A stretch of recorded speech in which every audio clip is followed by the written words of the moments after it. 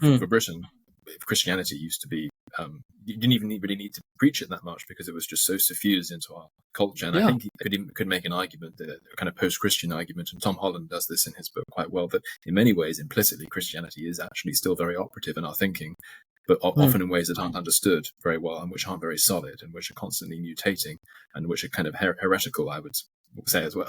That's why these missions to try and save Ukraine or to support Israel, there's a failure to articulate why we care. And I'm not saying we shouldn't care, because there's not that shared spiritual index anymore, which Christianity used to provide, of just being able to say, well, this is the Holy Land. Like you can't imagine a politician saying that. And likewise, you can't imagine a politician, I don't know, saying in defense of our Orthodox Ukrainian co-religionists, we need to defend them as well. So the kind of moralizing zeal is kind of articulated in these incredibly anodyne and dowdy liberal globalist terms, which don't really appeal to anyone. I don't know if it's just the Conservative Party, although it's very prominent in their rhetoric and modus operandi as well. This quixotic desire to be doing the Herculean abroad without paying attention to the basics at home. And this was very well symbolized. Like, if everything was going swimmingly in Britain, if we were just a purring Rolls-Royce-like success, then I would understand if our political establishment started taking a bit more of an interest in what was going on in Eastern Europe, a bit more of an interest in what was going on in the Middle East, and whatever it might be. But there's almost a sense that they realized that what would be necessary to engineer that process of national renewal would fall afoul of so many taboos which exist in our culture, particularly taboos around identity and around any kind of minority status. Like the Conservative Party is absolutely petrified of going anywhere near that. It's almost as if they would rather than fighting a necessary crusade at home, they'd rather fight more socially acceptable ones abroad. And so there's a kind of myopia which sets in. And I'm extremely surprised by it. And I think in many ways it is the task of our time, in what time we have left to turn this around, to set it right.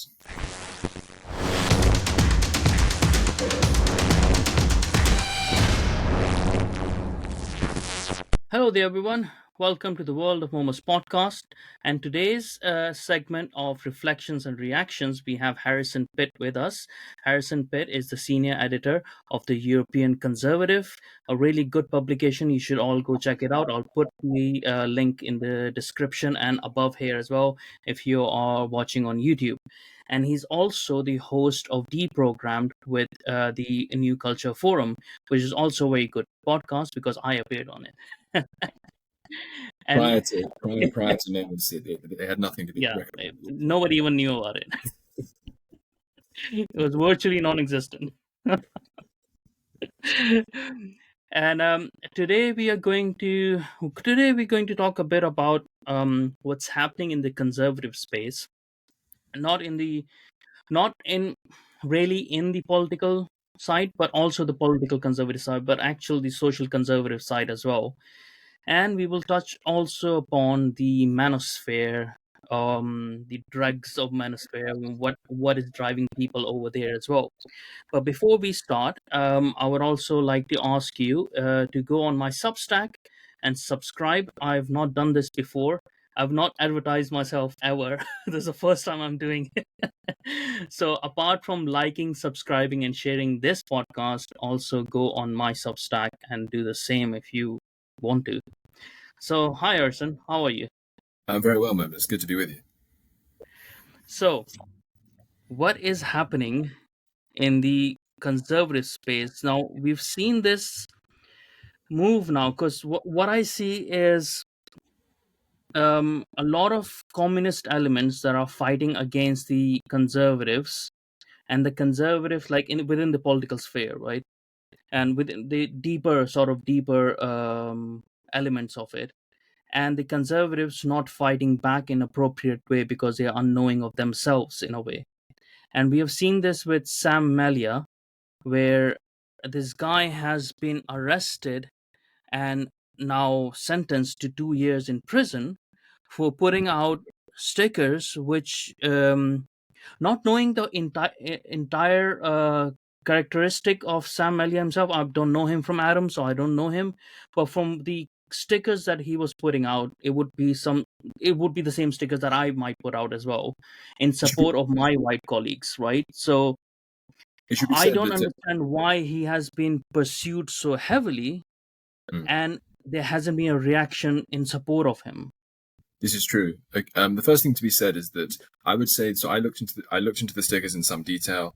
If you go, I wouldn't usually recommend people to read the sort of stuff that Hope Not Hate put out, but they did put out a pretty comprehensive breakdown. And if you just forget all of then obviously Hope Not Hate are going to have quite a propagandistic slant on the whole story. If you just sort of make your way through all of that and just get to the details, I would say that about 80% of the stickers I would be willing to assent to publicly and say that I agree with that. So it was sort of things like, there's no shame in being white.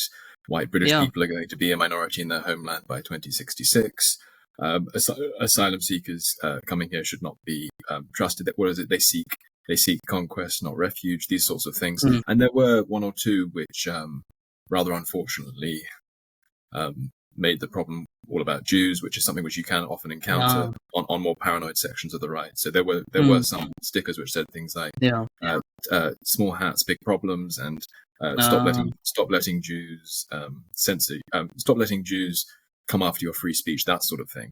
So I wouldn't want to be associated with any of those. But the kind of the stickers which were effectively defending for the English and for the British, exactly this the sort of thing, exactly the sort of national self-determination rights that we readily concede to other people and accept that other people have a right to maintain. So, for example, on certain wings of the Conservative Party, you will find people who are very pro-Zionist and are in favour of the demographic composition of Israel and remaining majority Jewish, because there's an implicit understanding that if it were to cease to be majority Jewish, the Jews who have a homeland there would lose the power over their own destiny, which that it is in their self-interest to maintain. And equally, on parts of the left, you will find people who are just as in favour of asserting those rights for Palestinians. Like Owen Jones is an ethno-nationalist in Gaza and an ethno-nationalist in the West Bank. Not that I'm an ethno-nationalist, by the way. It's not a term that I particularly care to embrace. But it is funny that you will find people. Another example would be Humza Yousaf, who is of Pakistani stock, and he has even described himself as a son of the soil of Pakistan. So there's an implicit understanding there that Pakistan is for people who have an ancestral connection to Pakistan, and all Sam Melia is in favour of doing, as far as I can tell, apart from the Jewish stuff that I refer to and that I don't wish to be associated with, is asserting for the English and for the British the sort of things which we readily concede to the Pakistanis, to the Palestinians, to Israelis as a moral matter. And so I found a lot of the stickers not only morally unimpeachable, but on this sticker point then, right? So I had no idea about the stickers against the Jews and stuff, which is very interesting that the left media has not made that into a point, and they have only focused on the anti-British stuff. So I could say that they are trying to play a game, because they can't come out in defense of the Jews because the far left is anti-Semitic, right? And on the other hand, they can elicit support from the people who are center conservative or center left for Sam Melia in a way without revealing those facts. And then they say like, hey, so you support this guy and this guy is anti-Semitic, right? So, but on the whole, we're not supporting the guy, we're supporting the freedom of a person or any person, freedom of associations, freedom of expression and stuff, to be in a way and to be appropriate, the punishment for it also, or to be appropriate to the crime. The test of the principle of free speech is not easy cases, it's the difficult ones. But it is funny the point you make that the sort of the anti-Semitic angle on the story, which for me was the most concerning part of Sam Melia as a character. I don't wish to imprison him for having those eccentric views. I'd rather just debate him and demonstrate that it's not only foolish but counterproductive to make the whole thing about Jews, because I'm sure there are many Jews who hold different views on different subjects and all that sort of thing.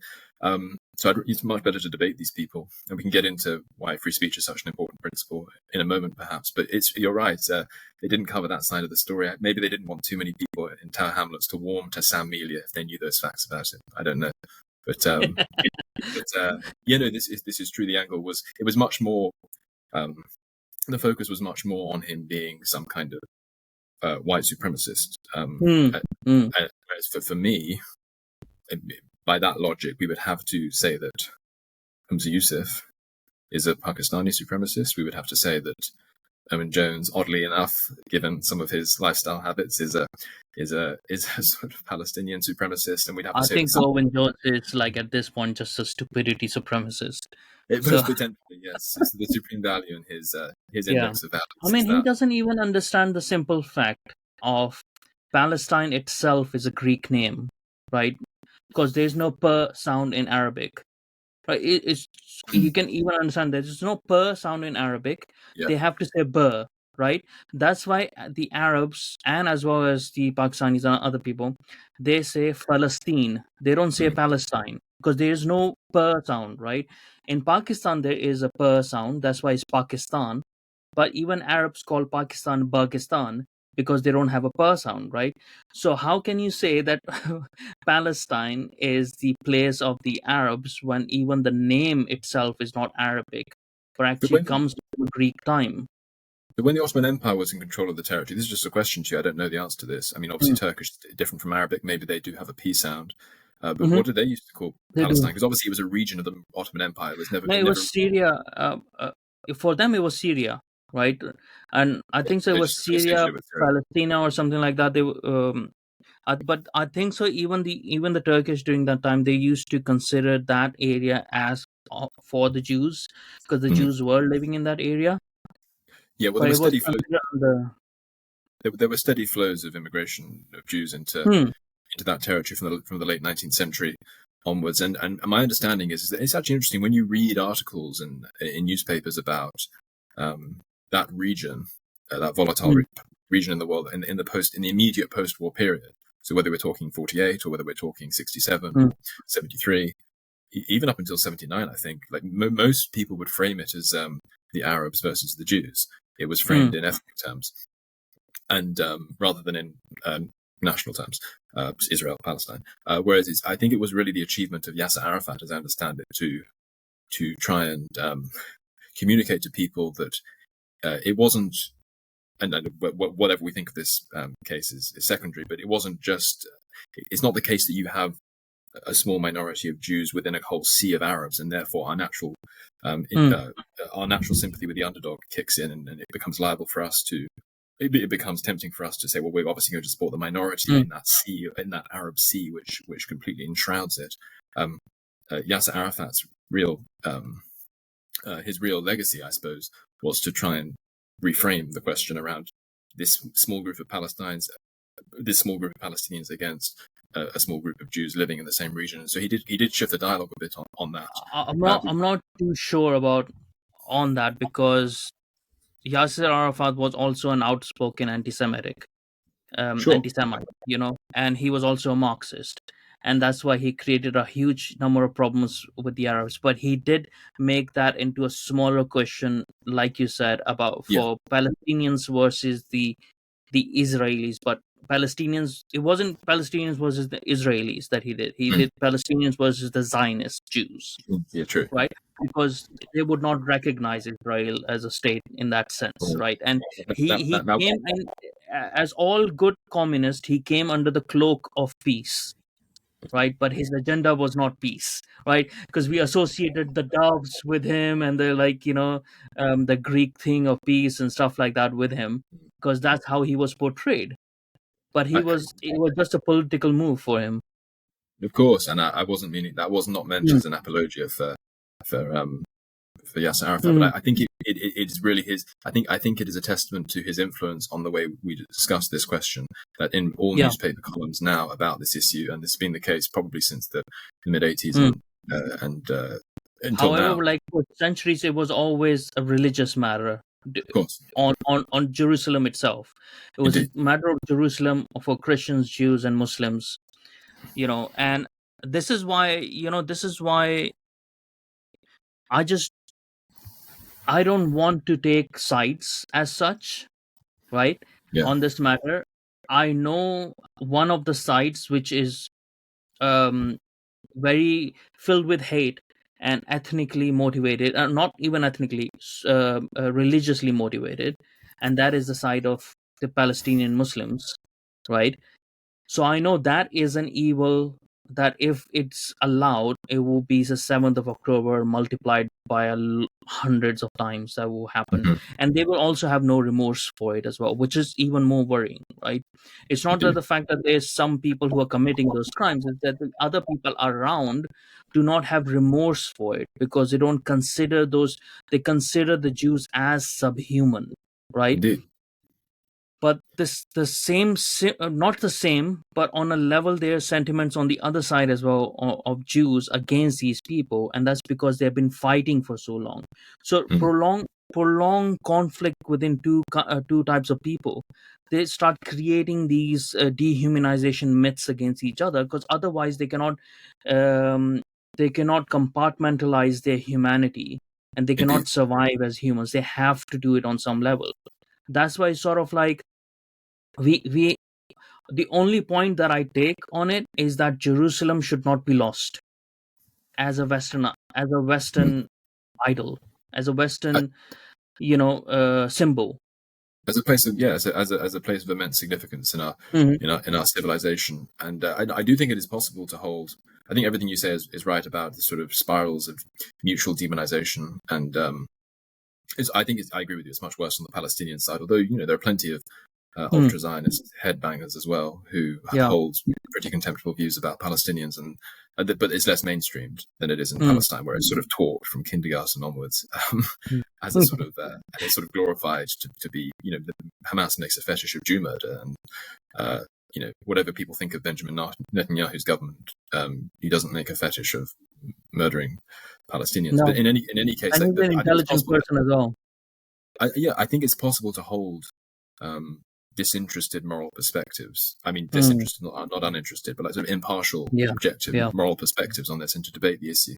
The problem is that when you import these people into your midst, and when you import people who Mm. have a very strong religious connection to the conflict, or a very strong ethnic connection to the conflict, or a very strong, or both, a very strong Mm. ethno-religious connection to the conflict, you're not going to get that kind of disinterested moral analysis. You're going to You, get you can't tribalism expect playing out on the streets of your country, and that's what we've seen since October 7th. yeah, So in many but the ways, thing that's the is, thing I find most concerning. you can't expect them to have a neutral outlook as Of well, course not. right? So this is where, if it's playing on, are you surprised by which level we have let this happen within our political party? Not within on the streets. That's understandable. That's going to happen, and you have to actually counter that. But we didn't counter it. How much we are trying to appease either side, one side more than the other, that doesn't matter. But we are letting this become our identity either, and this happened with Ukraine as well, right? So I was in favor of us helping Ukraine defend itself, not because Ukraine is some sort of paragon of democracy or something. It's the second most corrupt country after Russia in Europe. But the fact is that I didn't want ideologically, I wouldn't want Russia to have an advantage over us in any form, right? So that was my mode of protecting our interest. But the Tory party and a lot of even the Reform Party and stuff like that, they made it into a sense of religion for themselves, taking the external causes and internalizing them. And that's happened with the Israel stuff as well. I know we need to support them and stuff, but overdoing it, which shows me that there is a gap, a hole, a void within the conservatives, and they are very unknowing of themselves. That's why they're looking for external symbols to define them. I think you're absolutely right about that. Yes, and I think it's rooted in a fundamental anxiety about what would need to be done in order to do what is necessary for national renewal in Britain, because like we have I don't know if it's just the Conservative Party, although it's very prominent in their rhetoric and modus operandi as well. Like there's this almost this quixotic desire to be doing the Herculean abroad without paying attention to the basics at home. And this was very well symbolized. Like, if everything was going swimmingly in Britain, if we were just a purring Rolls-Royce like success of a country at the moment, and like extraordinarily high levels of social cohesion, people, all too eager to have babies and to bring them up here, a growing economy, we'd settled the enmity that exists at the moment between Scotland and England. Like, if all the problems that we face in the British Isles were neutralized in the space of 10 years, then I would understand if our political establishment started taking a bit more of an interest in what was going on in Eastern Europe, a bit more of an interest in what was going on in the Middle East, and whatever it might be. But there's almost a sense that they realized that what would be necessary to engineer that process of national renewal would fall afoul of so many taboos which exist in our culture, particularly taboos around identity and around any kind of minority status. Like, the Conservative Party is absolutely petrified of going anywhere near that. It's almost as if they would rather than fighting a necessary crusade at home, they'd rather fight more socially acceptable ones abroad. And so there's a kind of myopia which sets in. And yeah, I'm extremely surprised by it. And I think in many ways it is the task of our time, in what time we have left to turn this around, to set it right. Yeah. Let me run something past you, and you tell me if I'm wrong or if I'm right. So, the Conservative Party, it feels like first it feels like the thing that they're conserving is actually liberalism, right? That's what they're conserving. And the actual liberals who were supposed to be liberals, they have gone way off the course, right? They've gone, like I said before, they've gone like, stark naked in the field, and they're running like crazy, right? So they've gone off board, while conservatives are trying to conserve liberalism in the sense of like the liberal democracy and stuff like that. And they're not really conservatives in that sense.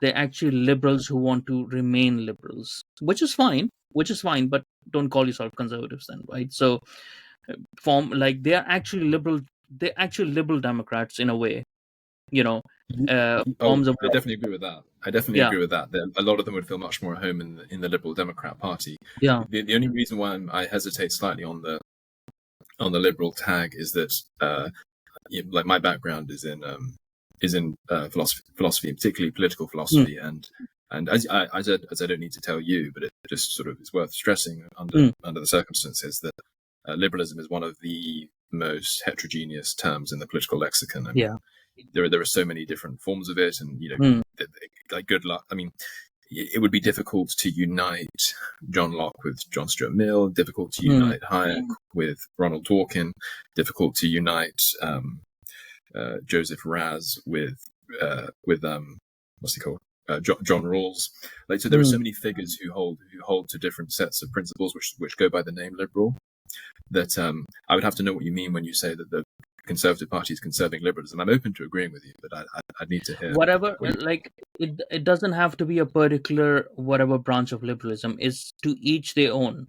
So they have a sense of liberalism because they're so plastic. Like I said on your program as well. Like, they're such plastic politicians. They're unknowing of themselves. So they have an idea of things, right? So they have an idea what liberalism is supposed to be, just like most moderate Muslims would be, right? Or any moderate of any religious sort would be, or even moderate Christian would be, right? So you would put an argument forward, like our Archbishop is as well, right? He's a plastic Christian. He's not an actual Christian anymore. So when you put the idea of refugees and stuff, he would come out and say, "Oh, but this is a Christian thing to do it and to save the refugees." In this sense, I mean that they are trying to conserve liberalism is whatever their idea of liberalism is, rather than what actual liberalism is supposed to be. Because whatever they see is like, oh, but it's the liberal thing to do, so I'll do it. But they don't. Yeah. That's why they tolerate the intolerant. It's true. Like, liberalism in their minds, to the extent that they think about it, is sort of a synonym for just being nice to people. And and so there's a kind of certainly, like, Eric Kaufman in his new book, which is not yet published, but which I've been given reviewers access to, Nice. argues in his it's called Taboo: How Making Race Sacred Produced a Cultural Revolution. He talks about this sort of vague, syrupy, bleeding heart liberalism, which I think is very operative in people's minds. But it's more of an emotion. I think you're right. It's more of an emotional commitment than it is a sort of a commitment to ironclad philosophical principles. It's not as though these people are reading like whatever strand of liberalism you prefer, perfectionist liberalism or negative liberalism or whatever it might be. It's not as though they're reading the canonical figures in those traditions and acting them out. There is they can't even live those. That's the thing. They haven't even lived those experiences, right? So something that would make a person would be adversity, extreme adversity, and coming out of it with your morals and principles intact. Right, but they haven't been through that ire. They haven't been through that process as well. So it's not just that they're not reading it; they're not even living it. So that's why they're so unknowing of themselves, and but it's very telling of our society. Where people haven't lived and haven't even, what I mean. Like, there's no relative experience for them to understand the concepts, the applications of the concept that they are even learning. I completely understand. I agree. There are people who find themselves in positions of power because they've wanted to be in positions of power, and then they get into positions of power, and they suddenly realize that they don't know what to do with it. Like they sort of, a lot of them are fundamentally vacuous. Which leads them to support someone like Penny Mordaunt. It's like, oh yeah, she held a sword. Like, get a grip, mate. Like, it's sort of the personality obsessed psychodrama. But the other problem I think we have as well is that there are even, and this is one of the parts of the Conservative Party which I would be very, very willing to call liberal in a strict philosophical sense, actually, is unfortunately the one which is often considered to be the most right wing. So there are people, there's sort of the economically right wing, i.e. neoliberal part of the Tory party, which contains people like Jacob Rees-Mogg, and so Jacob Rees-Mogg is clearly not a liberal on certain things. I mean, if he had his way, he would make. By the way, I should say I'm very much pro-life, but if he had his way, he would make abortion illegal. I've no doubt. He voted against gay marriage. So on all sorts of social and cultural questions, Rees-Mogg is probably fairly conservative. But on economics, he's incredibly liberal. And so one of the problems you get with that, precisely because how free the economy is sort of considered a synonym for how healthy the nation is. It means that if something's economically productive, or it can be proved in some way to be economically productive, it's necessarily worth pursuing. So, like for people like Rees-Mogg, I don't think he would sign up to the idea. Economic liberals like him and the Conservative Party wouldn't sign up to the idea that the economy or politics is downstream of culture. He's much more interested in growing the pie of GDP and cutting capital gains tax and having a sort of riotous bonfire of red tape and all of these. For me, again, like in principle, we can debate them, but it's certainly not central. And the second thing I will say is that there's a tendency among those types of liberals to cleave to an understanding of the human nature, which I think is unrealistic, namely the idea that we are all fundamentally, in the state of nature, the same and autonomous radical individuals, rather than people who are intrinsically and instinctively tribal, and for whom those tribal differences which demarcate, say, a British person from a Pakistani person or a Muslim from a Jew, like that liberalism tries to kind of liberalism doesn't understand that, because we are not just people. We are shaped by things around us, and the circumstances and the cultures and the values and the traditions and what's in our core DNA as well. All those things shape us, right? And that term that is used by the left, by the woke left too much, is actually a term that needs to be reclaimed in a way of lived experience, right? So there is the lived experience, as long as it informs on something more than the subjective, is important in defining what a person is, because it's your lived experience. You will have, if you have had cases or dealt with things around abortion and stuff like that, or been personally involved, or is a woman who have gone through that process and stuff, you would have more of an input to give people, as long as you remain as objective as possible over the subject, Yes, right? So there has to be a balance. when you connect it, particularly this liberal anthropology that we're talking about, when you connect it particularly to the topic of immigration, it leads to all sorts of troubling results. Because if you think that if you basically subscribe, as any pure liberal must, and what I'm saying is that this wing of the Conservative Party has a weakness for a kind of liberal purism about human nature. All of a sudden, if you subscribe to that, then people's identities aren't so much inherited; they're chosen. They must arise from free choice, and so all of a sudden you get this very unrealistic belief, which I bet you anything that if you were to ask Jacob Rees-Mogg, do you believe that any person in the world has the potential to be British, he would say yes, because his liberal understanding of the human person necessitates that answer. In fact, I know I've lived in more different countries to understand that it's not the case.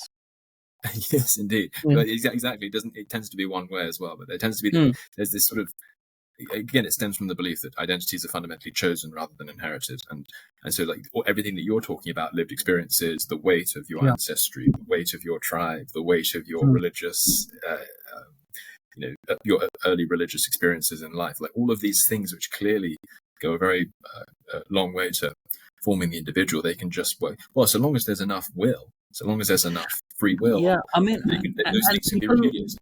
People will point out at this point that I am an immigrant who chose to be British, right? And rightly so, they will say.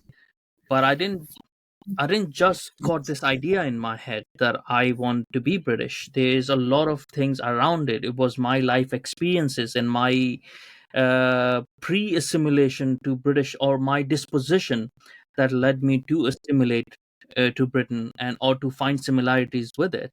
Right? It wasn't an active choice. It was a choice that came to its realization when I came to that point to actually making the decision. Right? It was realized at that point. It wasn't chosen.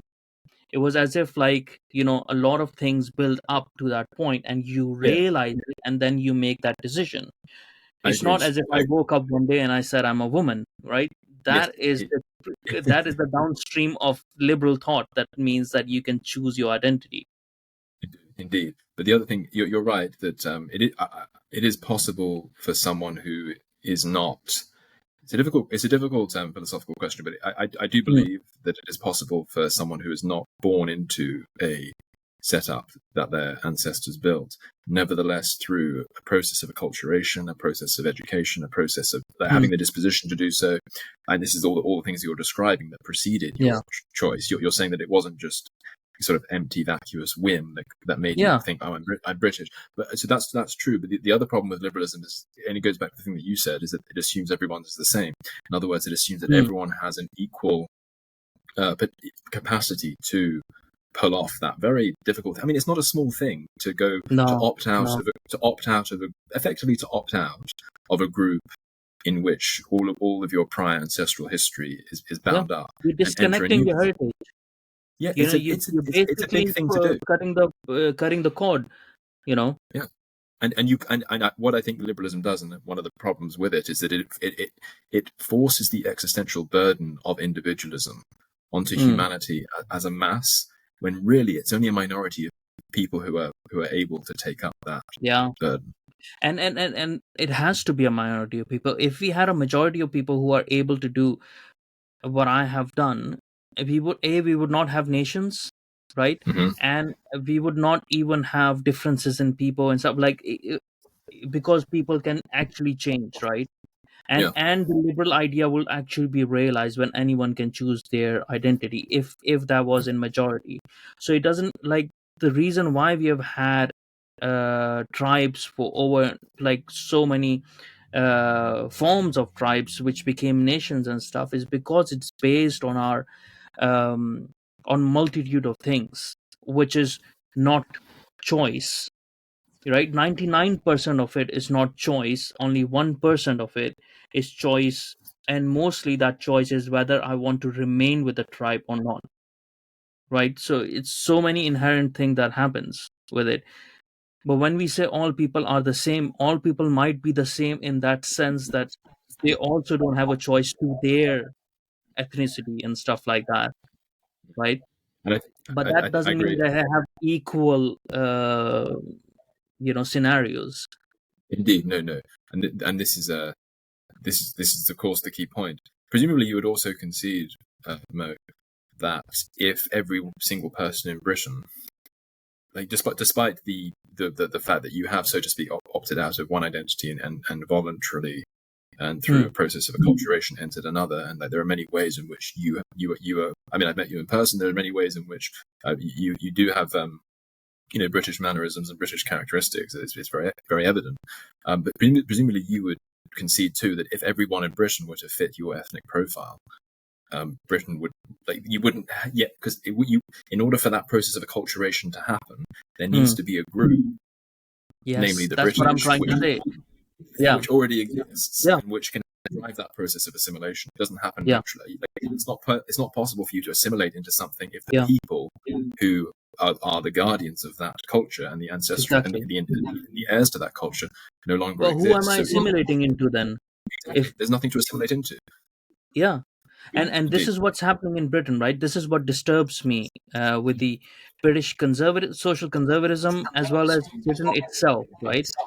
That if Britain is unknowing of itself, then the people who are coming into Britain, what are they assimilating into? Because if what they're countering is the left, then they're assimilating into anti-British attitudes. So can you blame them then? Because that's the Britain they see, right? That they see that's British.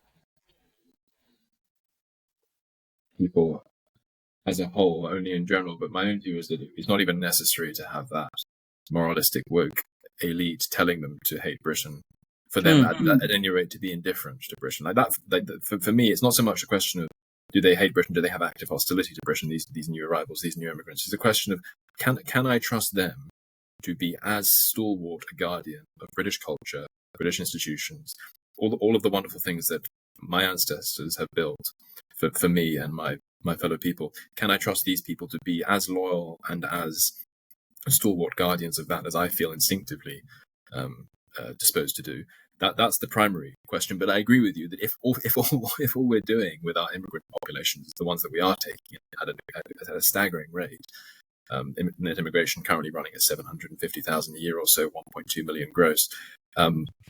If all we're doing is assimilating them into a culture of anti-white POC victimhood, then you're right. There's no wonder that they feel emboldened to double down on all that sort of thing, and particularly when the legal system reflects it. Like it's not just a woke moralistic elite which is pushing this in cinema anymore, or pushing it in television dramas, or pushing it in newspapers. It's not just a cultural phenomenon anymore. It is completely reached into every detail of our institutions, and we like these are laws on the books. These are like practices within corporations.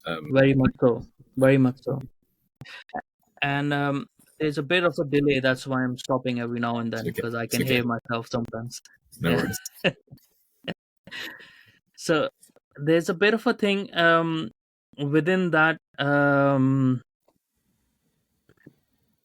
with the Sam Melia thing, but not really with Sam Melia, because I think so. This is not just against white people that is happening, or not just.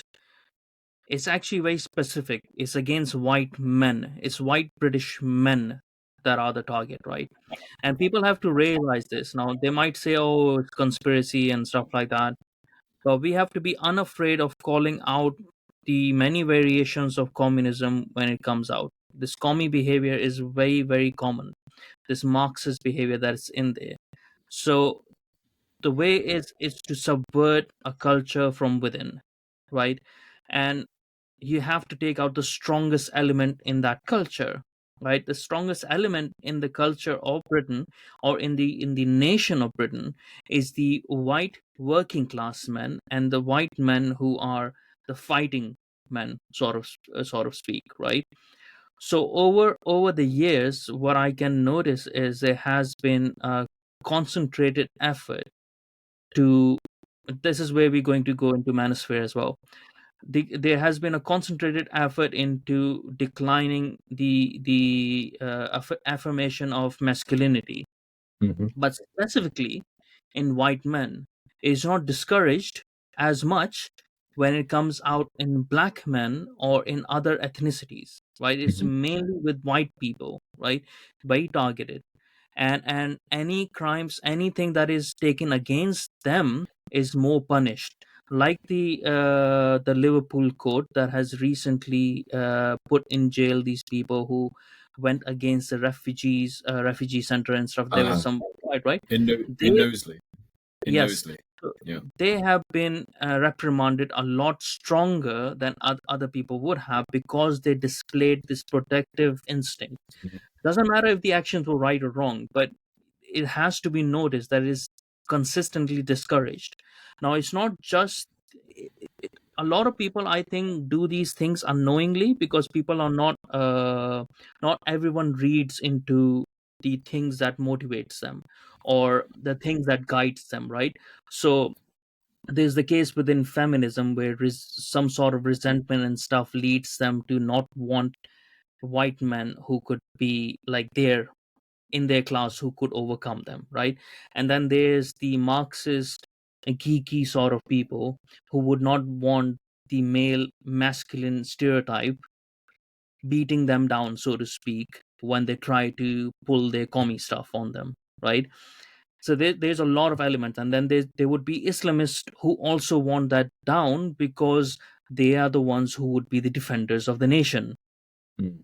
right? People need to recognize this, and especially, I think so, women need to recognize this. And this is the reason why the trans stuff is so much encouraged, because it's turning men into female, it literally into women, like, yeah, and the aesthetics of women. And people are not seeing these undercurrents of why it's being pushed. There is a reason for it, because that's how you overcome West, when you take out their most strongest elements. Of course, I mean, and in prior times when it you know when conquests were much more bloody and much less surreptitious, the first thing that would happen, unless there was a very strong moral reasons not for doing it, presumably it was probably less common when Christians were conquering people. But one of the most common things you would do is you would immediately wipe out the fighting age male population. Hmm. And obviously that's not possible under modern circumstances, and people would be on guard against it as well. Like if something Yeah. is happening in such an overt way, this is one of the things that's so Hmm. sinister about what I would call the demographic unarmed conquest through which the British people are living. It's Hmm. precisely that our powers of resistance are not there, because it's not as though the Spanish Armada is rocking up on your shores in an Yeah. overt fashion, They're sent not by another. obvious enemy. Yeah, not in an overt fashion sent by another state armed with weapons. It's a much more surreptitious demographic contest, and you're right. It goes hand in hand with a cultural agenda which seems to be very intent on breaking men down, and not so much executing our fighting age male population, but sedating them and Yes. Yeah. sort of euthanizing them and crushing their spirit. The really sinister thing about this is that all of a sudden, white working class men are certainly going to be appealed to and appeased to when it becomes necessary.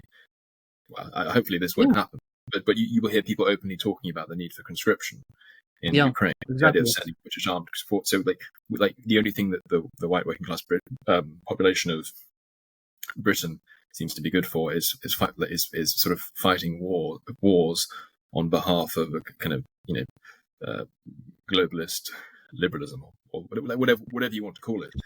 Yeah, But but that's what you won't want, right? You won't want that class to be dejected enough not to defend their own, because that's of what's course, happening yeah. now. Indeed, and it's impossible to think of anything more stupid than this, because Hmm. if you want to maintain yourself in existence as a nation, one thing you need is a reasonably well motivated and spirited and well trained armed Who forces. have a reason to fight as well. Who have a reason to fight. In other words, they have. If you have no other, like I don't know if I've got a friend called Jess Gill. People should look at her stuff on Twitter and on YouTube. Oh yeah, I have. Yeah, really good. She does very good. She does very good interviews, and I actually messaged her in the wake of this whole story over the British Army falling short of the necessary recruits it needs, precisely because white men are not signing up to the armed forces in the number which they used to do so. Because it used to be a very attractive option for native Brits to live out their patriotism and their duty to their own country with their comrades, and that sense of camaraderie, like particularly if they didn't, if a career didn't appeal to them, and the great thing about they're worldwide recognized. SAS is feared and like admired all throughout the world as well. But for how long? Indeed. Well, this is the thing. And so Jess Gill, I said to her, look, what you should do, precisely because there's this, in my view, self-defeating drive to try and purge whiteness out of the military and to replace them with immigrants who, though they may be good people as individuals, will necessarily have much more shallow roots in Britain, and therefore be less inclined to defend the Patrium and its destiny in our hour of need than people who have an instinctive connection to Britain, which doesn't need to be learned through a process of acculturation, because it is the place that their ancestors have built, and it is the place that they have inherited. I said to Jessica, you should go around immigrant neighbourhoods in London and ask immigrants would they enlist to fight for Britain. And every single one of them said, well, no, I'm not British, I'm Egyptian, I'd go back to Egypt, or I'd go back to Syria, or I'm Irish, I'd go back to Ireland. Even with Irish, it's not even a white thing. It's not even a white thing. It's a question of when you need to stand up and be counted, what is your identity?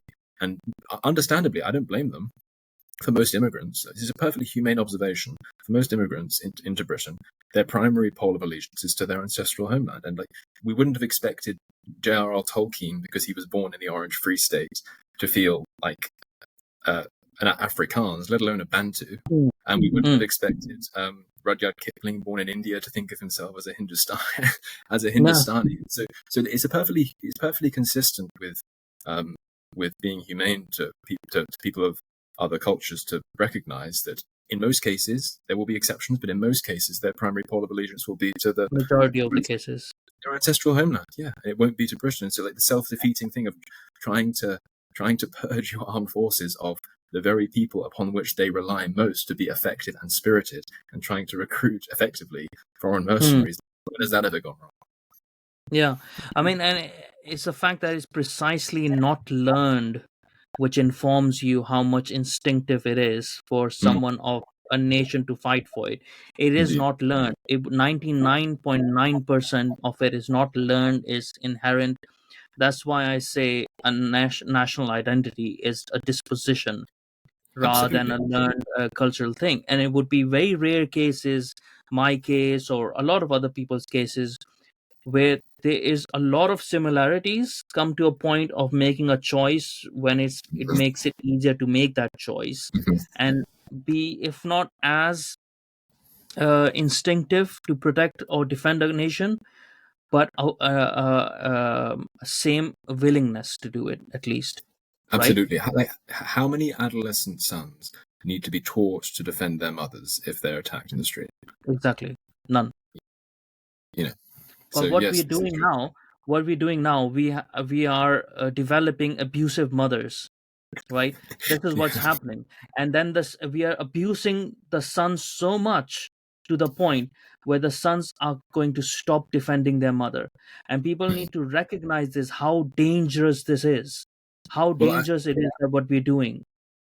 Well, I think it's true. It's more that it's not so much, to pursue the analogy a bit further. It's not so much that they will stop defending their mothers, but they will stop knowing who their mothers are and who needs to be defended, and because they will be puzzled, why am I being asked to die? I mean, I know Ukrainians. I don't want Ukraine to become a dysfunctional rump state. But why would we die for them? I think the invasion is obscene, but surely it's axiomatic that a young man born in Kiev, my age, I'm 26, a young man born in Kiev is more likely to feel an urge to die for his country than I am. And likewise, a young man my age in Jerusalem is more likely to feel an urge to enlist in the IDF. This to me is an observation which can be made without impinging or without sort of calling into question anyone's moral character. But what it does require, if I may just finish quickly, what it does require is a rejection of the liberal anthropology, which says that our identities are fundamentally chosen rather than inherited. And the problem is that is the Conservative Party needs to it needs to die. But the people within it, the Conservatives in this country, need to rediscover, reacquaint themselves with the realities of human tribalism. They need to know what they're conserving. Indeed, yes, indeed. Yeah. And that was my point that I was going to make. Like, it's easier to make us fight for Jerusalem if you raise the Christian flag, right? If there was a Christian king left who would raise a Christian army, Christian soldiers, you could make a case for crusade more than you could make a case for defending Ukraine against Russia, which are an Orthodox Christian brothers to themselves, right? That is an alien war to us. The main point that I want, the bias that I had, was my in-laws are Polish, and both my brother-in-law and his wife, they are in the Polish army as well. Oh, really? So yeah, they have compulsory national service there, don't they? Mandatory national service? Well, they don't. No. Oh, okay. They have chosen to be in the army. So, and he also, my brother-in-law was also involved in transporting the weapons to Ukraine and stuff. So he was sending me pictures. Okay. Wow. The disdain for Russians in that sense of the Putin regime is, I know I have a bias against it, right? But I've seen it up. I've seen it up close. I was at a conference once in I think I was in Sweden, and I was flanked by both a Latvian and a Pole, and it was about 6 weeks. It was about 6 months after the Russian invasion of Ukraine in February of 2022, and it was quite funny because they spent the whole time talking in very sober and geostrategic terms about the threat of Russia, and I just kept asking questions in an open-minded way, not hostile, just curious to hear their perspective, and then like at the end he just said, "Look, I'm just going to cut all the bullshit. We just need to fucking nuke Russia." That's what the Polish guy came out with in the end. So I mean, it's not a new fight. This is a historic since the age of Kievan Rus and Polish-Lithuanian Commonwealth and like the Kingdom of Poland. Like, this is a Slavic fight between two different sets of Slavs, right? This goes back way, way, way back, and they both have done atrocities against each other. So they have a reason for it. So if I have a bias, is against that. If I have a bias in terms of Britain, it would be like, what are our interests and how are our interests being manipulated or subverted over here? So I wouldn't want Putin's Russia to gain any advantage over us. In that sense, I would say, okay, let's support Ukraine so that they don't think they can that we have weaker trade deals or so on and so on with other countries, which they are doing now anyways, because America is so low that they are going to subvert the petrodollar and stuff like that, which is going to affect us as well. But that was the only reason, right? This the Jerusalem thing is actually more of a connection, or more of an emotional connection to England itself, if it was knowing of itself and if it wanted to make it, right? Which is why I think the Conservative Party latched onto it somewhat instinctively in support of Israel at the start. But then, because it didn't know why it was doing it, right, and it started backing off and started appeasing the Muslims. But if they were Christian, this Conservative Party, they would have stayed the path and they would have held on to why they were supporting Israel. Not because they're a Jewish state, because they hold a Christian symbol within their. They are the protectors of it at the moment. Israel, that's the only reason. So it doesn't fall in the hands of Mohammedans, right? So if the Tory party was knowing of its Christian heritage or Christian conservative heritage, it would have done that and would have started folding and calling Tommy Robinson far right or like whatever, stuff like that.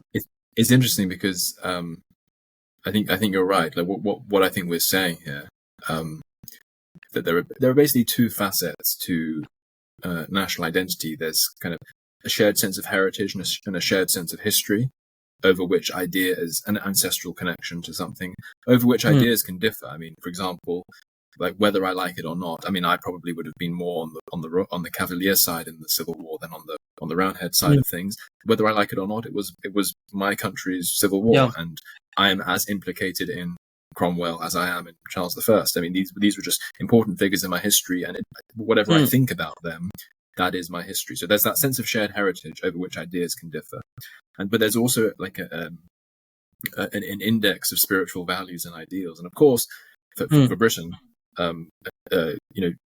Christianity used to be, you didn't even really need to preach it that much because it was just so suffused into our culture. And I think you could make an argument, a kind of post-Christian argument, and Tom Holland does this in his book quite well, that in many ways, implicitly, Christianity is actually still very operative in our thinking, but often in ways that aren't understood very well and which aren't very solid and which are constantly mutating and which are kind of heretical, I would say as well. But nevertheless, you're right. That's why these missions to try and save Ukraine or to support Israel, there's a failure to articulate why we care. And I'm not saying we shouldn't care, but because there's not that shared spiritual index anymore, which Christianity used to provide, of just being able to say, well, this is the Holy Land. Like you can't imagine a politician saying that.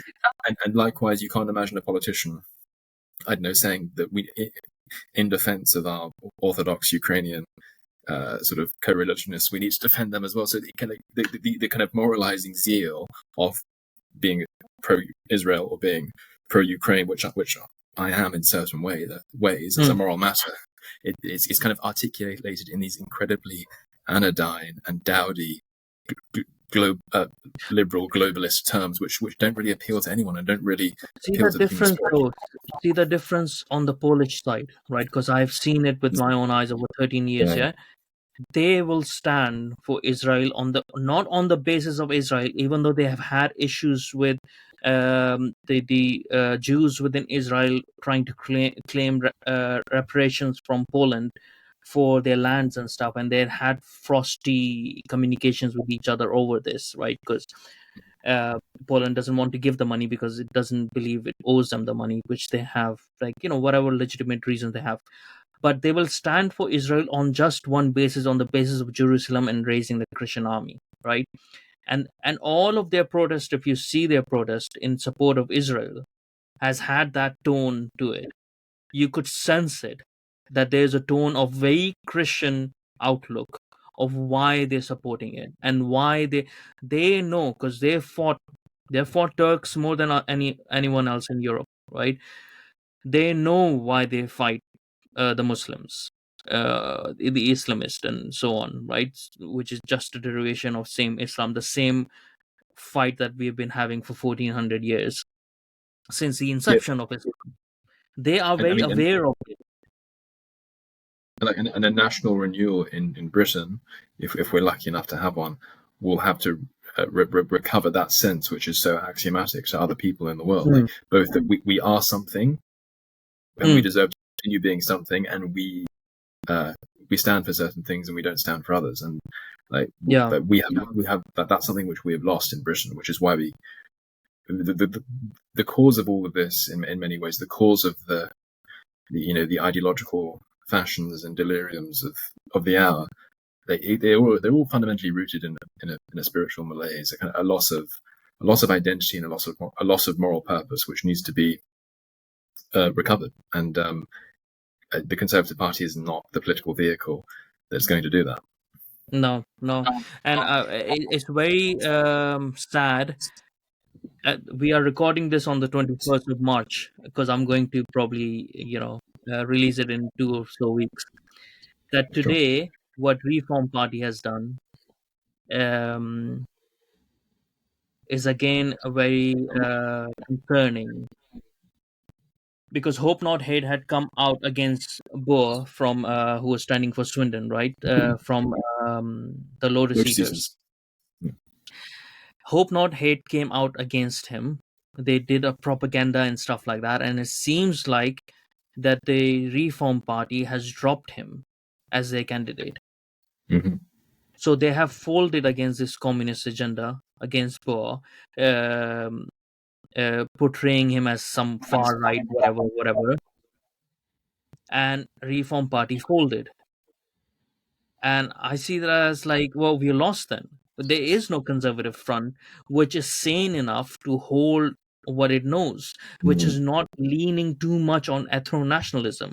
Because the other side of the conservative that we have, that are somewhat active or activist within Britain, they are very much, they're not saying it right now, but they're leaning a lot towards ethno-nationalists because they're taking their support, because they're taking the ground support and stuff, which is Sorry, concerned. just to clarify, who's leaning towards ethno-nationalism? Like some of the groups that I have seen come up. You mean like patriotic Generally, alternative? people who are like who would say like there is an element within Britain First, I think so, that Oh, okay. shows me, right? But not all of it, but I think so there is something there that that puts me off a little bit, but not entirely. But there's something there that is not being articulated properly, and it has it could have the tendency of going somewhere wrong. I just wanted to have an idea of where you were going. Like for me, like I if people want to know my rough view on this, and it's something I want to explore a bit more, because I think it's pretty clear to me that civic nationalism is not good enough.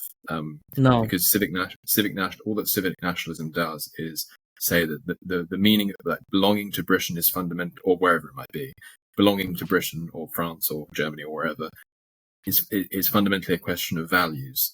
And so long as you tick the box of this value and tick the box of that value, then you're just as American as George Washington, or you're just as English as Gladstone. And I don't buy that. I think that's, for the reasons that I was kind of enunciating earlier, I think that's a misreading of human nature, and the fact that most people don't opt in a kind of, if I can use a technical term, most people don't opt in a kind of ideational way into a way of living. It tends to be much more immediate than that. The problem with ethno-nationalism, and where ethno-nationalism gets not only conceptually confused but also quite dangerous, is when it starts to turn the idea of ethnic purity or racial purity into a kind of superordinate ideal. Because when you do that, then all of a sudden there's a great moral license to purge certain alien elements, what the Nazis called Volksfremde, like sort of alien people, to purge Volksfremde from the social organism on sort of hygiene. For hygiene-based reasons, and that obviously can lead to genocide. That's a tendency I've seen in these groups. That they might not be articulating it that way right now. No, they're not. But I feel like they might lean towards over there the more that they are pushed. Naturally. Possibly. I've not studied these groups in enough detail, and it must be said they are very marginal in British politics. And the only reason I asked you what you meant by tending ethno-nationalism, because I thought you were talking about the Reform Party, and I don't. But you're obviously not. No way. That's something like that's not true. Not true at all. They don't even have proper conservative values now. No, if anything, well, they've clearly reactionary. Exactly. They've clearly showed weakness on this score, but in my view, the Reform hasn't, even though it's certainly better in policy terms and in sort of focus terms than the Conservatives, they haven't got beyond civic nationalism yet, which I think needs to be bridged. I think we need to find a happy, humane medium between civic nationalism and ethno-nationalism, and I think that is possible.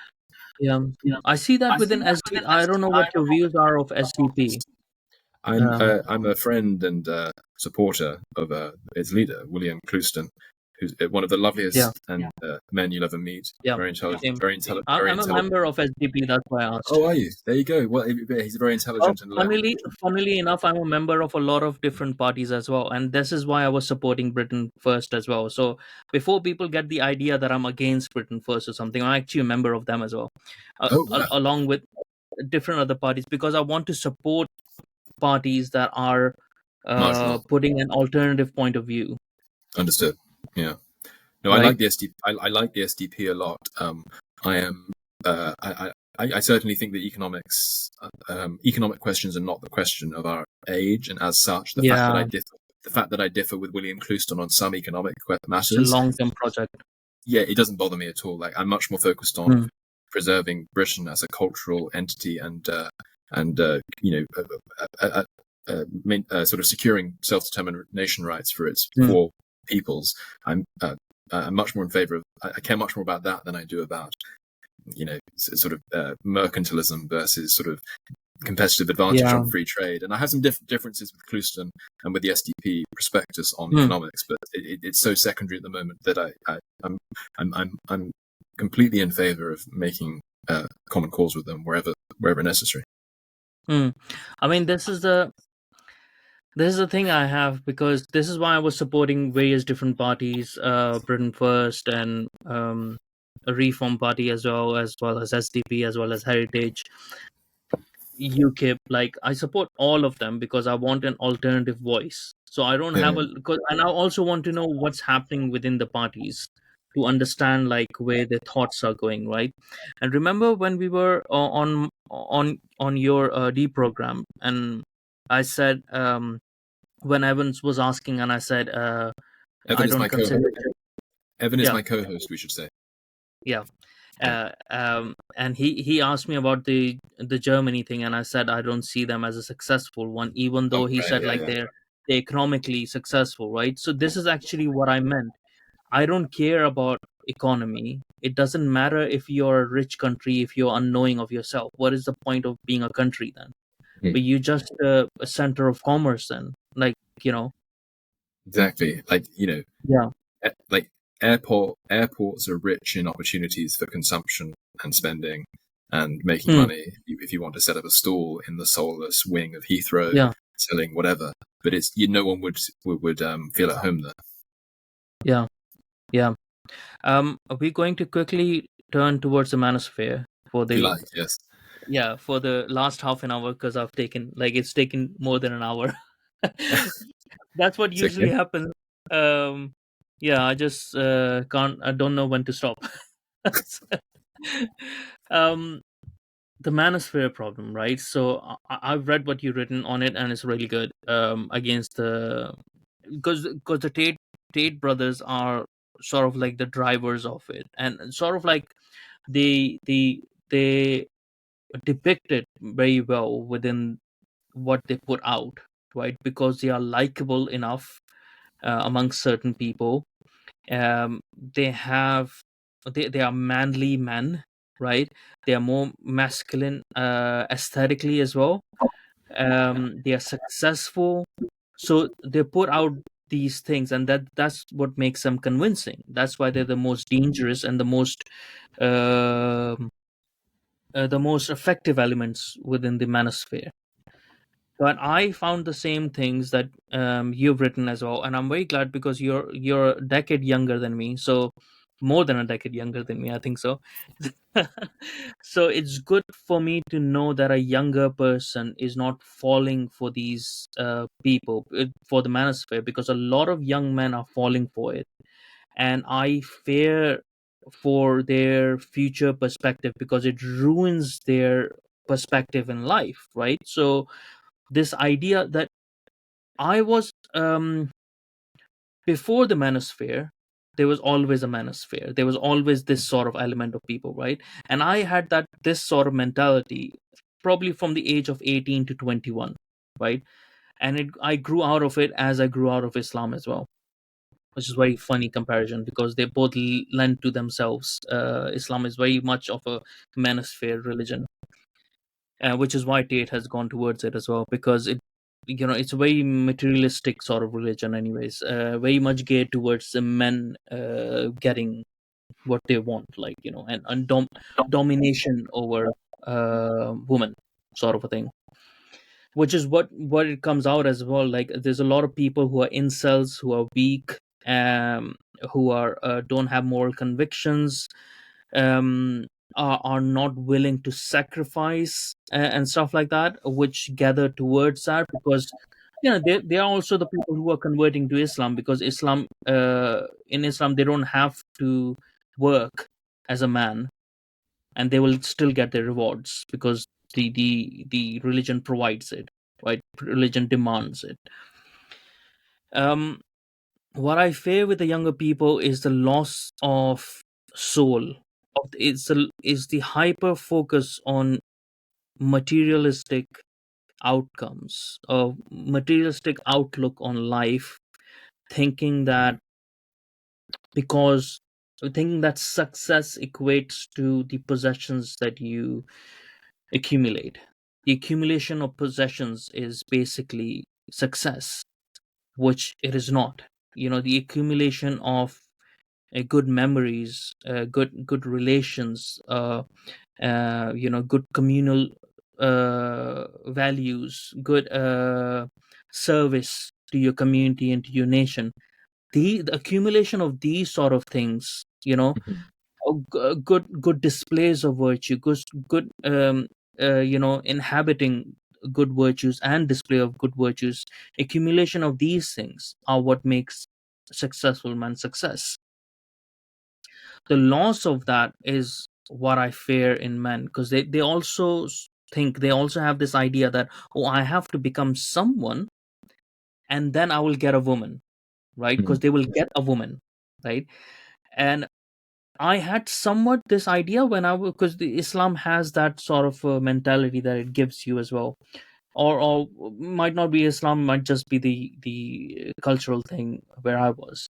Um, but when I met my wife when I was 24, 25, right, dirt poor, because I had to change a country. And to change a country, then you have to restart the whole career from the bottom up, as if you were 16 years old at the age of 24, 25.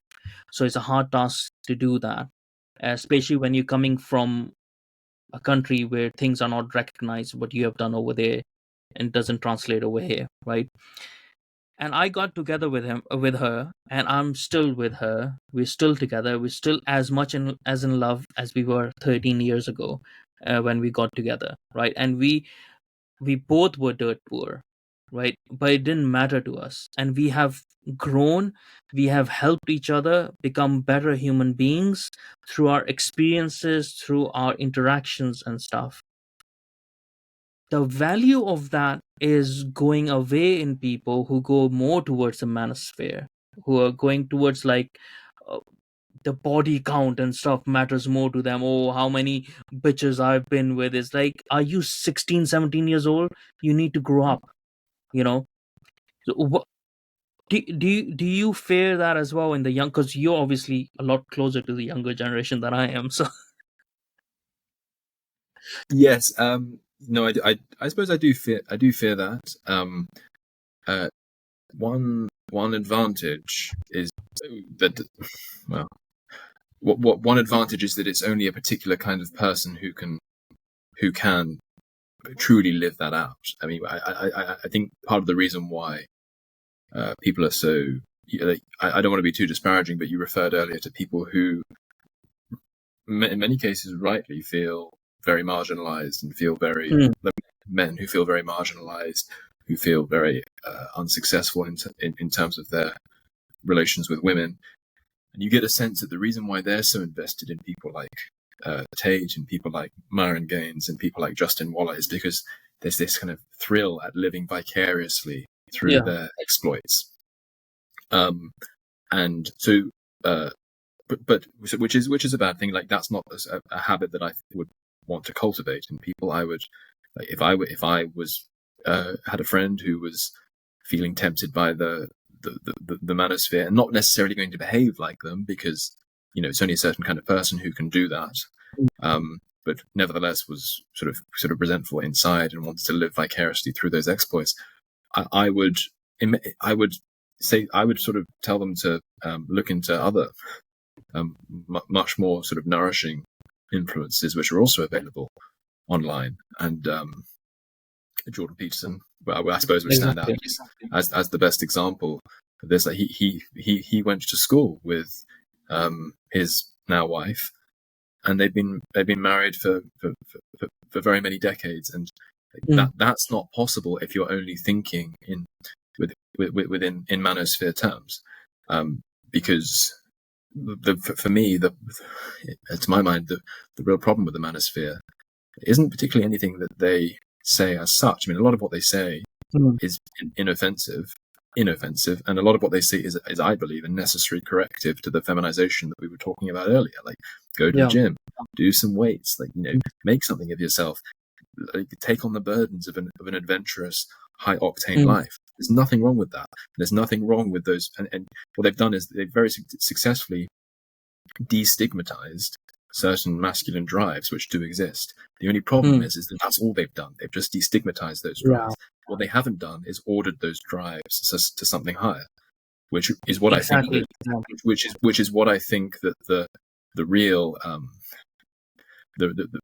that's what I really think we should be telling young men. We should be drawing their attention to the powers that they do have, but then making sure that they order them towards both their own flourishing, considered in a long-term perspective, and that does not mean just having 7 squalid nights a week with a different status obsessed stranger, any more than the fact that we have a drive, we have a hunger is a license to have 7 bargain buckets every evening. Like, just because we're tempted by something, it doesn't mean that that's conducive to our ultimate and long-term flourishing. And I don't think it is in the case of men. I think that men are much, one of the things that Justin Waller has said, which I very much disagree with. Again, just talking about particular points here, and I suppose the paradigm in which they move, but just raising one particular point, is he said that men are driven fundamentally to succeed by a desire for endless quantities of women. Now, of course, it is possible that one of the reasons why a man might want to become rich is so he can do that. It's possible. I'm not saying it's physically impracticable. Clearly, I would say that's what a boy is driven. Exactly. Not a man. Yeah, you're not. To say that we're tempted by that, sure, like we're men, but to say that we're essentially driven by that strikes me as a mistake, and it also is historically a little bit illiterate as well, in my view, because for most of human history, it wasn't possible. Like, prior to the pill, I mean, it wasn't really possible for men to act on that. So, I think that men, the kind of Mad Max sexual utopia that Justin says is open to us. Justin Waller says it's open to us so long as we get enough Rolexes and wear nice suits and wear tight trousers. But it is also... that's only available to us if we have a generation of women who are drugged up on birth control. Exactly. Because otherwise we're going to have to father lots and lots of children, and it's going to be incredibly impracticable, and it's going to cause lots of human misery. So my basic problem with the Manosphere, just to finish, Mo, is that what they're not actually offering any...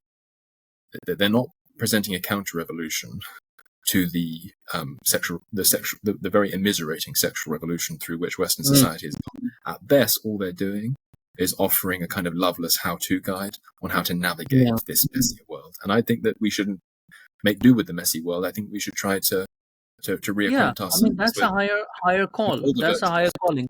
And the one I find funny is about his whole talk about Tate's talk about matrix and stuff like that.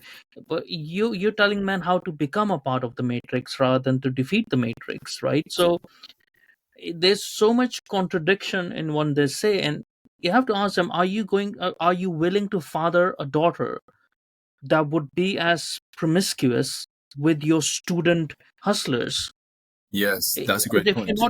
Exactly, because if you're not willing to do that, then why are you encouraging that behavior in yourself over other daughters, other people's daughters?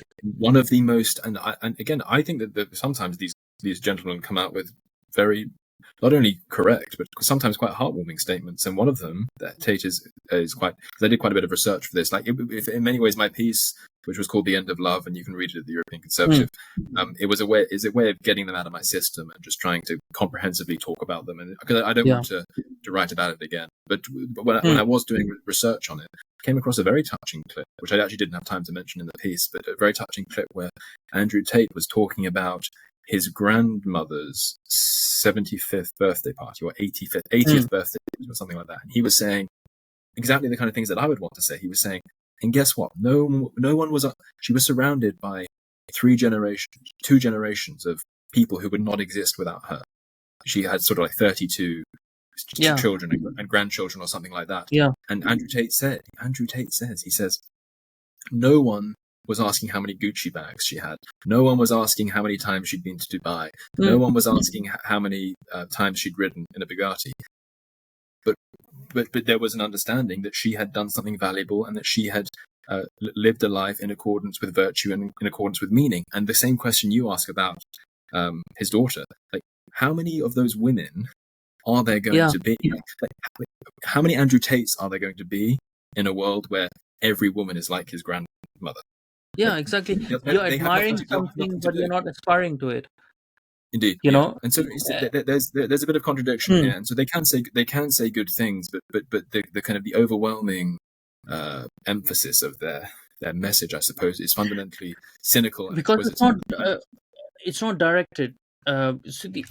This is the thing, like, you can articulate the frustrations as much as you want, appropriately or inappropriately, but if it's not directed towards, so what do we do about it, or what is the best solution for it, what's the best solution to organize ourselves so that we can overcome these things, if you don't articulate that properly, that part, that can lead to these faulty outcomes, or people believing that, because it's not as if they don't have a higher calling, they recognize that there's something that they are missing out on, but they have created a false god, right? They have made money into their higher calling, and that's why you see so much of them focused on hustling and, like, all of that, and working more because they're getting money, so the things that they can buy for money, the experiences and stuff like that, it's all to fill a void which should be filled with something else. But also, can I just interject there just to say one thing, Mo? Like, this is why at one point in my piece I say that, and I agree. This is the basic point of my piece, was to try and demonstrate to people who are understandably seduced and tempted by much of what they talk about, conservatives, that these people are not in any meaningful, solid sense traditionalists or conservatives, because they owe much more to the modern cult of consumerism, as you're talking about here, with the hustling and the Rolexes and the Bugattis and the sort of the finite luxuries of the material of a sort of imperfect world. They're much more obsessed with that than they are with the older spiritual spurs that really used to make our civilization what it was, whether it was belief in Christianity or sort of fealty to one's own people. These are much higher motivators that I think have a much stronger power to galvanize the human spirit than pointing to scantily clad women and Bugattis. And so the basic point was to show these guys, whatever their rare merits, and they do have some merits, some of the points they make are well taken, but they are not fundamentally conservative men. Yeah, but in the same sense, some communists have merits as well, right? So, but doesn't mean that their core is good. Some Muslims have merits as well, but doesn't mean that, because once you get bad coding, if something is bad coding, it's corrupted, and it's going to come out no matter how much you try to put on it, like to try to save it or whatnot. Bad coding is bad coding, and it will corrupt. So you need to take that out, sort of a thing. And this is, a lot of people really think highly of Ayn Rand, right? So I do not like objectivism, right? Her objectivist outlook, because it is exactly what's wrong with the world today. Is men, or like humans, in pursuit of their selfish desires, right? This is the problem that we have. I do not understand why people revere her so much, Ayn Rand, and her objectivist outlook. Maybe because it was a case against religion and all those sort of ideas of collectivism. She did sort of like libertarian American concept, very much the pursuit of happiness. But I think so that pursuit of happiness is what has destroyed America, because that pursuit of happiness has been very materialistic, individualistic, selfish pursuit of happiness, rather than the happiness of the soul. Yeah, it's not happiness. It's not happiness. It's the sort of it's more like the pursuit of instant gratification rather than happiness, which, like, philosophically, like the philosophies around happiness, like, I probably, in my view, the philosopher most worth reading on happiness is probably Aristotle, and which weirdly enough, actually, and this is where I slightly disagree with you. I'm not an objectivist, But I did spend a conference in Madrid last year with debating with some objectivists, and I learned some things that I wasn't aware of, namely that Ayn Rand actually didn't think that anything goes, so to speak, when it comes to what happiness is. Like, so I was having dinner with one of the leading advocates for objectivism around the world. His name's Yaron Brook. He's the head of the Ayn Rand Institute. He's fun to drink with and talk to. And so there is a hierarchy of values built into Randianism, built into objectivism, which I hadn't acknowledged before. But nevertheless, like, we're talking on a more sort of democratized level, like how people generally thinking. Obviously, most people aren't reading Atlas Shrugged or The Virtues of Selfishness and these sorts of things. There's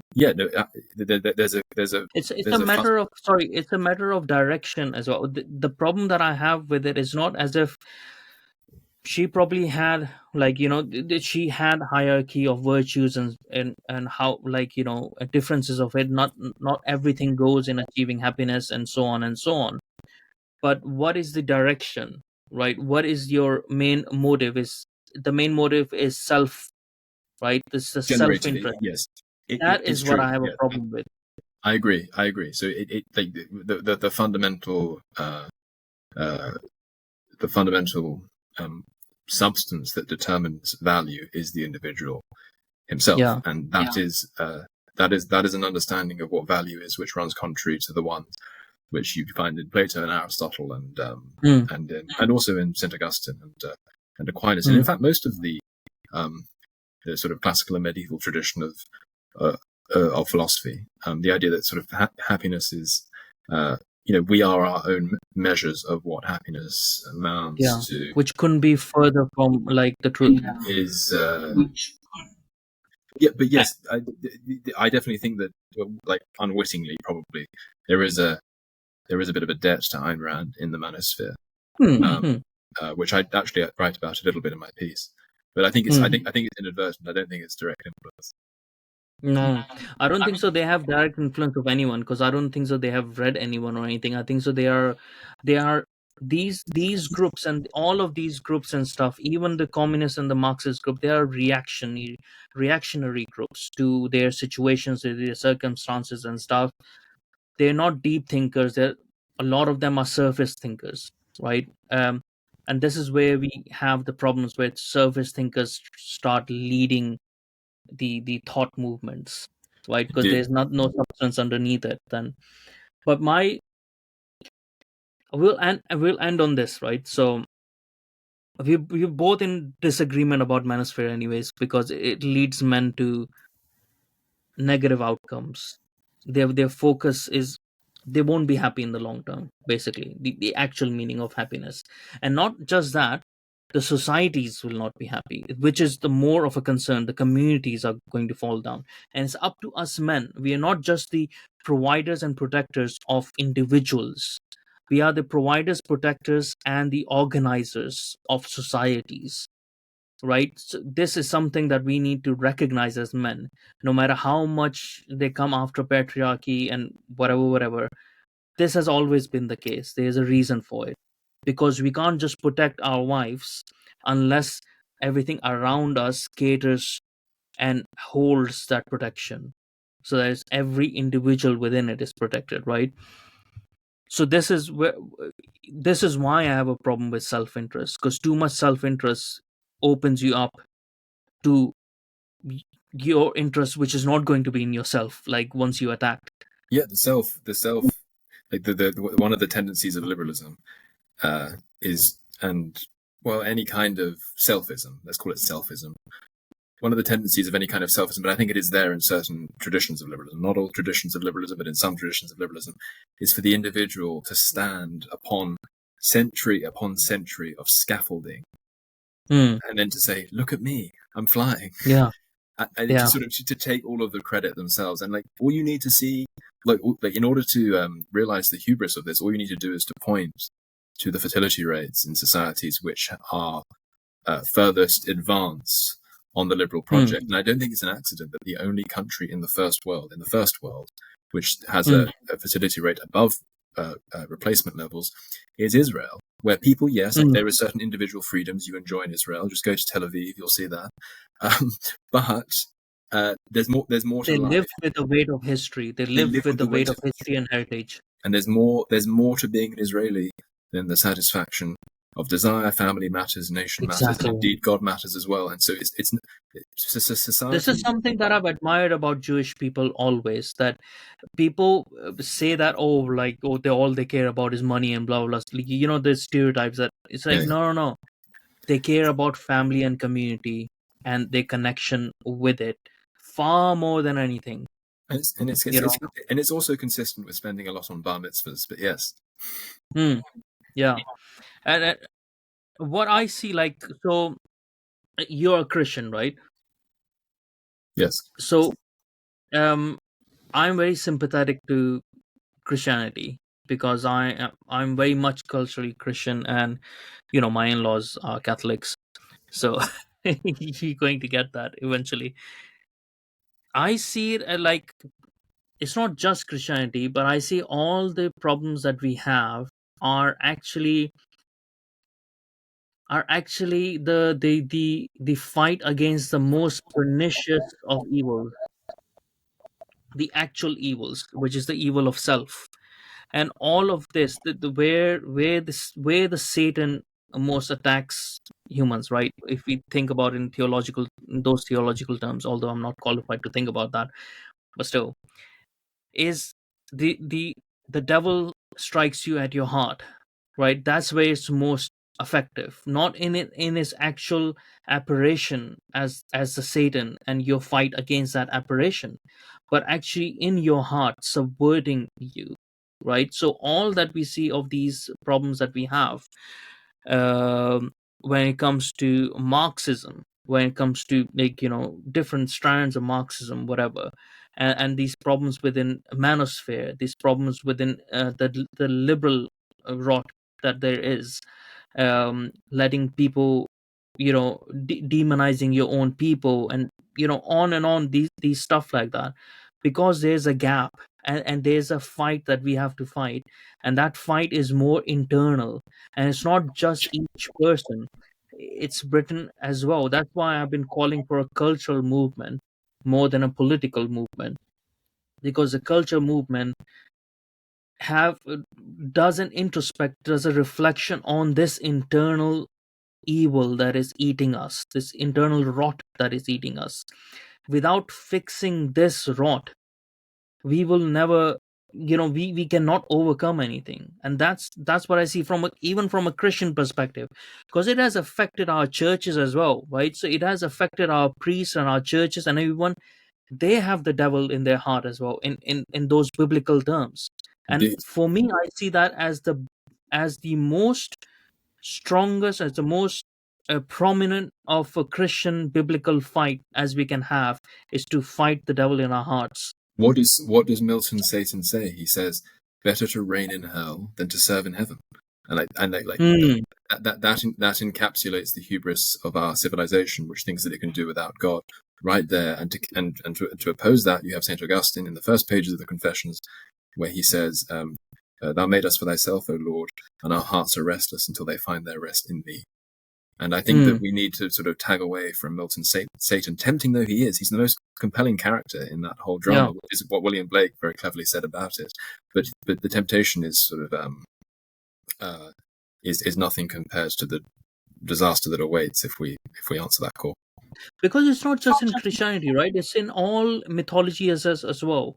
What makes a man is not the indulgence in temptation. What makes a man is the rejection of temptation for a higher calling of adventure, right? That's in all mythologies. So this is what, I've had arguments or disagreements with atheists who don't understand why I'm leaning towards Christianity. It's not because I certainly believe in Christ as as something real or something. The theology. I'm understanding the meaning of the parables, right? I'm understanding what is underneath it, and it's not just Christianity. Is the story of good humans, of how good societies organize themselves, and people need to recognize this. If we don't have that, then we go towards wherever we're going, which is nowhere good, because we handing over, because of this as well, is our, while unknowing of ourselves, we are indulging into higher technologies that can overtake us, like AI and stuff like that, which I find even more dangerous, because we are a people unknowing of ourselves as a Western civilization, as a whole world, even. Each nation to their own. Most nations have been infected by this materialistic, self-interest ideology, individualistic ideology. Most nations are like that now, and now we are indulging into higher technologies that can manipulate our self-interest and overtake us eventually, right? This is the dangers of it. There's another conversation right there. You'll have to have me back. Yeah, yeah. We'll have to now. We have to end, because it's been over 1.5 hours now. Your laptop battery is probably going to end now. You told me 2 hours. I tried to run it as much as possible. I'm just okay. I'm just okay. Yeah. Well, thank you so much My pleasure. for this conversation. Always nice to talk with you. I'll put all the links in the description for your articles, which I was reading as all really good articles for the European Conservative and the Deprogrammed episode of my own my Of course. podcast. Of course. I'll put that one. Well, listen, no, thank you so much for having me. It's been a pleasure. Yeah, thank you so much, and everyone watching, take care and see you next time.